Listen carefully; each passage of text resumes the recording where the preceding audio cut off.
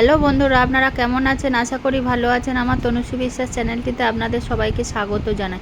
আজকে আমি আপনাদেরকে দেখাবো নিরামিষ স্যান্ডউইচ। প্রথমে আলু সিদ্ধ করে নিয়েছি, আর আলুটা আমি নুন, জিরে গুঁড়ো, অল্প সামান্য ধনে গুঁড়ো আর লঙ্কার গুঁড়ো দিয়ে আলুটা আমি মাখিয়ে নিয়েছি। মাখানোর পর আর একটু বেশি করে পাতিলেবু দিয়ে আর একবার মাখিয়ে নিয়েছি। দুটো ব্রেড নিয়ে নিয়েছি। এই আলু মাখানোটা ব্রেডের উপর ভালো করে লাগিয়ে দেবো। আমি লঙ্কা খেতে ভালোবাসি, তাই এখানে কাঁচা লঙ্কা কুচিয়ে দিয়েছি। আপনারা দিলে দিতে পারেন, না হলে নাও দিতে পারে। দুটো ব্রেডে ভালো করে লাগিয়ে চেপে দেবো এইভাবে। দেখুন, ধনেপাতা থাকলে অবশ্যই আলুটার মধ্যে ধনেপাতা মাখিয়ে নেবেন। আমার কাছে ছিল না, তাই আমি দিইনি।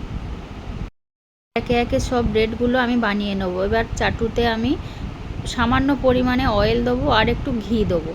আর আপনাদের কাছে কারি পাতা থাকলে অবশ্যই এই ঘিয়ের উপরে কারি পাতা দেবেন, টেস্ট অবশ্যই ভালো হবে।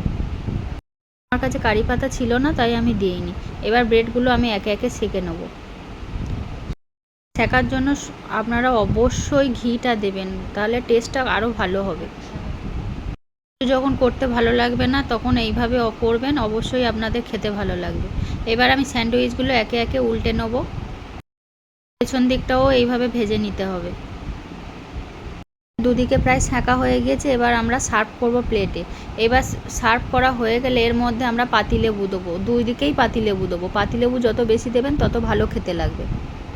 ভিডিওটা যদি আপনাদের ভালো লেগে থাকে তাহলে লাইক করবেন, কমেন্ট করবেন আর অবশ্যই সাবস্ক্রাইব করবেন।